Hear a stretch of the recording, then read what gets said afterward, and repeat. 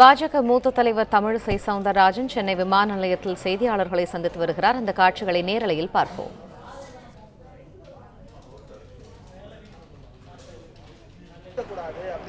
இல்ல டீலிமிட்டேஷன் இல்ல, இது ரொம்ப தவறு. 25 வருஷத்துக்கு இருக்கவே கூடாதுன்னா நீங்க பல மாநிலங்கள்ல தொகைக்கு அதிகமா மக்கள் தொகை அதிகமா இருக்கு, ஆனா எண்ணிக்கை குறைவா இருக்கு. நம்ம மாநிலத்துல மரியாதைக்குரிய அமித்ஷா அவர்கள் எண்ணிக்கை குறையாதுன்னு சொல்லிட்டாங்க. இன்னும் சொல்ல போனா இன்னும் 10 தொகுதிகள் கூடுவதற்கு வாய்ப்பு இருக்கிறது. நான் கேட்கிறேன், மக்களுக்காகத்தான் பாராளுமன்ற உறுப்பினர்கள், உங்களுக்காக அல்ல. ஆக பாராளுமன்ற உறுப்பினர்கள் ஏற்கனவே அவர்கள் சரியாக தனது உரிமையை மக்களுக்காக பயன்படுத்த மறுக்கிறார்கள். ஆக அவர்கள் மக்களுக்காக அவர்கள் உரிமையை பயன்படுத்த வைப்பதற்காகத்தான் இந்த மறுவரை என்பது. அது எப்படி இருந்தாலும் தமிழகம் பாதிக்கப்படாதுன்னு சொல்லியாச்சுல, அதுக்கப்புறம் பாதிக்கப்படாதுன்னு சொன்னால் படுன்னு சொல்லிட்டு ஒரு கூட்டமும் நடத்துகிறீர்கள் என்றால் தமிழகத்தில் மறுபடியும் கொள்ளை அதிகமாக இருக்கிறது.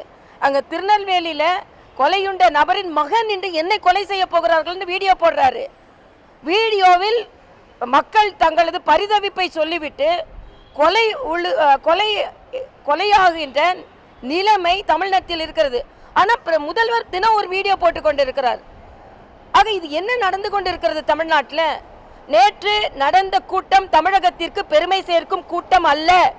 தமிழகத்தை வஞ்சிக்கின்ற அனைவரையும் கூட்டி இவர்கள் கூட்டம் கூட்டி இருக்கிறார்கள். முல்லை பிரச்சனையை தீர்க்கட்டும், காவிரி பிரச்சனையை தீர்க்கட்டும். இன்னைக்கு தமிழக விவசாயிகள் பரிதவித்துக் கொண்டு இருக்கிறார்கள். இருக்கின்ற பிரச்சனையை விட்டு இல்லாத பிரச்சனைங்க ஏன் கேட்குறீங்க? இல்லை இன்னைக்கு இருக்குன்னு சொல்லுங்க பார்க்கலாம். இருக்கின்ற காவிரி பிரச்சனையை ஏன் தீர்க்க மறுக்கிறீர்கள்?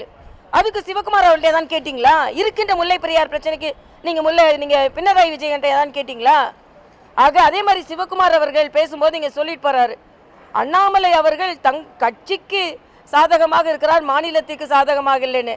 நாங்க மாநிலத்திற்கு சாதகமாக இருக்கிறதுனால தான் நீங்க எல்லாரும் ஒரு வகையில் இருந்தாலும் தமிழக மக்கள் ஏமாற்றப்பட்டு விடக்கூடாது என்ற பரிதவிப்பில் நாங்கள் பேசிக் கொண்டிருக்கிறோம்.